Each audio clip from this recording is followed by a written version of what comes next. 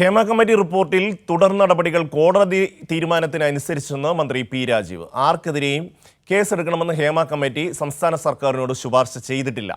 Committee report മുഖ്യമന്ത്രി DGPക്ക് കൈമാറിയിട്ടുണ്ടെന്നും P Rajeev പറഞ്ഞു. വിവരങ്ങളുമായി കീർത്തി ചേരുന്നു. കീർത്തി, ഇതിപ്പോ ഈ ഹേമ കമ്മിറ്റിയുമായി ബന്ധപ്പെട്ട നിയമവശങ്ങളെ സംബന്ധിച്ചാണ് നിയമമന്ത്രി പറഞ്ഞിട്ടുള്ളത്. എന്തൊക്കെ കാര്യങ്ങളാണ് അദ്ദേഹം വിശദമാക്കിയത്?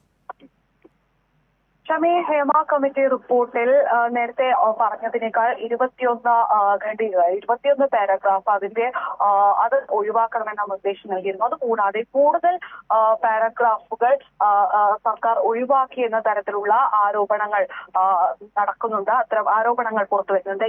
ഈ ഒരു ചോദ്യത്തിനാണ് മന്ത്രി പി രാജീവ് മറുപടി നൽകിയത്.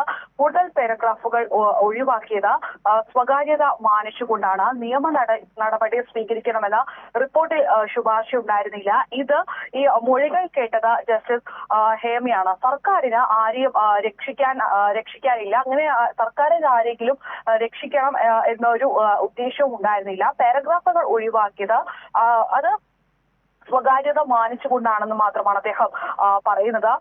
മുഴുവൻ റിപ്പോർട്ടിൽ പറഞ്ഞിരിക്കുന്ന മുഴുവൻ കാര്യങ്ങളും അത് കോടതിക്ക് മുന്നിൽ വരും. നമുക്കറിയാം, ഇപ്പോൾ ഇത് കോടതിക്ക് മുന്നിൽ നിൽക്കുന്ന കേസാണ് ഈ ഹേമ കമ്മിറ്റി റിപ്പോർട്ട്. അതുകൊണ്ട് തന്നെ കോടതി നിർദ്ദേശം അനുസരിച്ചായിരിക്കും ബാക്കി കാര്യങ്ങൾ തുടർ നടപടികൾ ഉണ്ടാവുക എന്നാണ് അദ്ദേഹം വ്യക്തമായി തന്നെ ഈ ഒരു ചോദ്യത്തിന് ഈ കൂടുതൽ പാരഗ്രാഫുകൾ ഒഴിവാക്കിയത് വിവാദമാകുന്ന ഈ ഒരു കൂടുതൽ ചർച്ച ചെയ്യുന്ന ഈ ഒരു പശ്ചാത്തലത്തിൽ ആണ് അദ്ദേഹം ഇങ്ങനൊരു മറുപടി നൽകിയിരിക്കുന്നത്.